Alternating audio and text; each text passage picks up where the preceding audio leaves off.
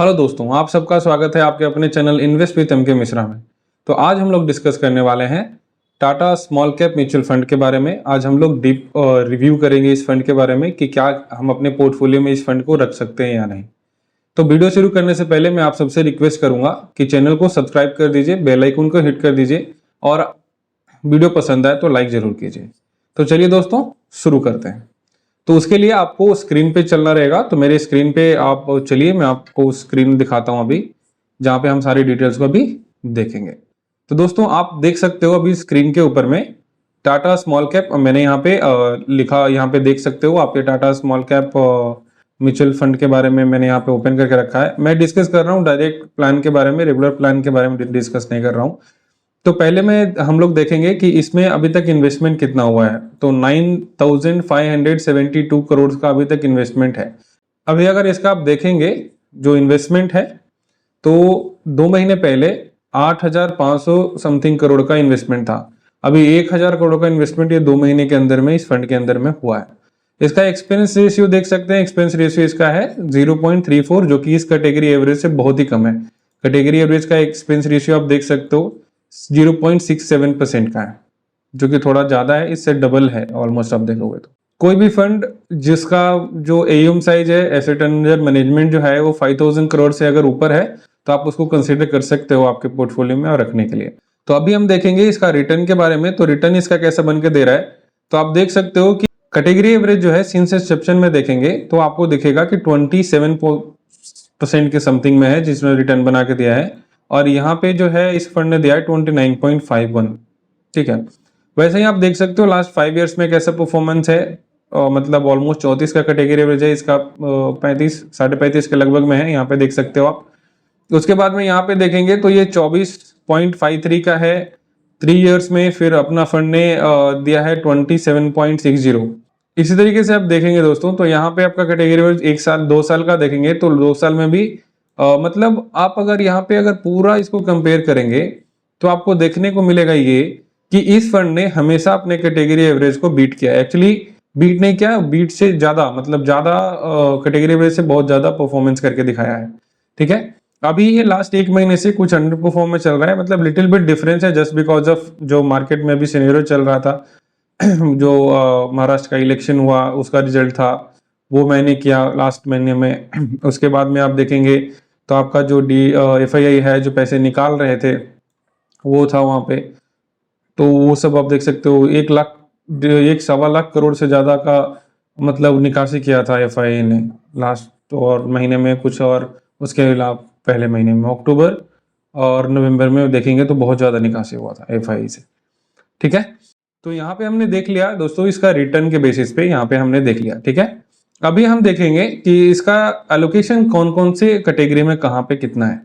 तो आप यहाँ पे देख रहे होंगे कि 90.77% का इसका एलोकेशन जो है इक्विटी में ही है। ठीक है, और यहाँ पे देखेंगे 54 जो है स्टॉक्स में इसने इन्वेस्टमेंट किया है, इनके फंड मैनेजर ने, Tata small cap fund manager ने। और इसमें देखेंगे तो आपका मिड कैप में 9% का ऑलमोस्ट है और स्मॉल कैप में पूरा फोकस्ड है। ठीक है, और यहाँ पे लार्ज कैप में देखेंगे तो 0% का है। अभी आपको मतलब ऑलमोस्ट देखेंगे दोस्तों तो जो भी स्मॉल कैप कैटेगरी के फंड्स हैं ऑलमोस्ट 30+ है। ठीक है, उसमें कोई गिने चुने ही ऐसे स्मॉल कैप कैटेगरी में स्मॉल कैप का फंड है जिन्होंने लार्ज कैप में इन्वेस्टमेंट नहीं किया है। ठीक है, बट ये जो फंड है ना, इस फंड ये वही गिने चुने फंड्स में से है जिसने लार्ज कैप में इन्वेस्टमेंट 0 रखा है। इसने अपने कैटेगरी, चूंकि ये बिलोंग करता है स्मॉल कैप कैटेगरी से, तो ये अपने स्मॉल कैप कैटेगरी में पूरा का पूरा फोकस किया है। कहने का मतलब इसका ये है, इस फंड मैनेजर का जो उनका कहना है कि वो ना जैसे एक ग्रोथ स्टाइल होता है, ग्रोथ स्टाइल को फॉलो करते हैं वो, इनके जो फंड मैनेजर है। ठीक है, जो टाटा म्यूचुअल फंड को हैंडल करते हैं स्मॉल कैप को। तो इनका बोलना है कि अगर स्मॉल कैप कैटेगरी में अगर आप इन्वेस्टमेंट कर रहे हो, ये सोच के कर रहे हो कि मुझे ज्यादा रिटर्न बना के मिलना चाहिए, तो स्मॉल कैप कैटेगरी में आपने अगर पहले से डिसाइड किया है कि इन्वेस्टमेंट करना है तो आपको पता रहेगा कि वहां पे ज्यादा रिस्क है, तो मैं वहां पे डाइवर्सिफिकेशन क्यों करूं। टाटा में अगर आपको लार्ज कैप में ही रखना है तो आप मिड कैप में जाओ, मल्टी कैप में जाओ, आप लार्ज कैप में जाओ, सीधा ही लार्ज कैप में इन्वेस्टमेंट करो। आप स्मॉल कैप में सोचते हो कि इन्वेस्ट करके मैं लार्ज कैप में इन्वेस्टमेंट करूं, तो वो उस तरीके के अगर इन्वेस्टमेंट प्लान कर रहे हो तो उसके लिए ये फंड सही नहीं है। ये है प्योर स्मॉल कैप फंड, जिसका आप मोस्टली स्टॉक देखोगे जहां पे इन्वेस्टमेंट इसका हुआ है, तो आप यहाँ पे देख सकते हो 60% का ऑलमोस्ट जो है वो स्मॉल कैप में ही है। अगर स्मॉल कैप धड़ाम से गिरा तो ये फंड ज्यादा गिरेगा, ठीक है। बट ये फंड ज्यादा गिरता भी नहीं है, रीजन उसके पीछे क्या होता है ना, क्योंकि इनका जो है ना growth style fund manager follow करते हैं, इनके पास ज्यादा स्टॉक नहीं खरीद के रखते, ठीक है। ये वैसे वैसे स्टॉक को खरीदते हैं जिसका फंडामेंटल स्ट्रांग है और वो आगे जाके ग्रोथ करेगा। मतलब 2-3 महीने अगर नहीं देता है अच्छा रिटर्न तो 5वें 6ठे महीने से जरूर देगा, एक साल नहीं दिया तो दूसरे तीसरे साल से जरूर देगा, ठीक है। तो ये जो फंड कैटेगरी है ये लॉन्ग टर्म के लिए है।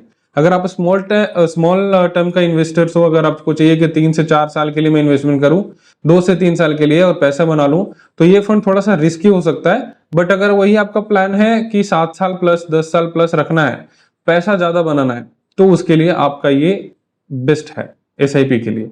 इसमें देखेंगे तो इन्वेस्टमेंट जो है लमसम में नहीं लेता है, फंड मैनेजर ने अभी क्लोज किया हुआ है।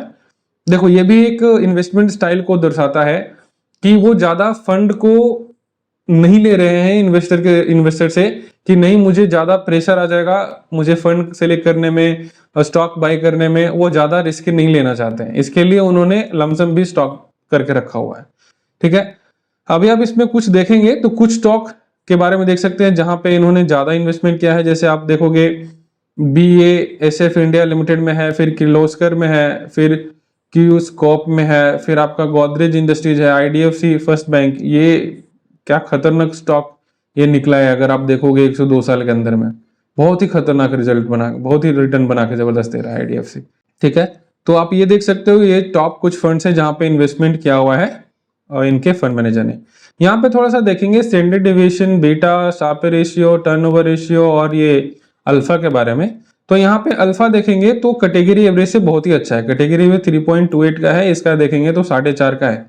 फिर आप देखेंगे बेटर रिस्क एडजस्ट रिटर्न, तो जितना 1 से नजदीक में रहेगा उतना आपके लिए बेटर है। तो आप देखो ये थोड़ा सा 1 से बहुत ही ज्यादा दूर है, ये 0.23 का है आपका टर्नओवर रेशियो, तो ये भी बेस्ट है। उसके बाद शार्प रेशियो आप देखेंगे जितना 1 से ज्यादा है उतना बेटर है। इसका मतलब होता है कि अगर फंड आपका गिरा तो गिर के कितना जल्दी रिकवरी करके आपको पैसा बना के देता है, उसका मैं आपको सिंपल लैंग्वेज में यही बता रहा हूँ, ठीक है। इस तरीके से आप समझिए, 1 से जितना ज्यादा होता है शार्प रेशियो उतना आपके फंड के लिए बेटर है।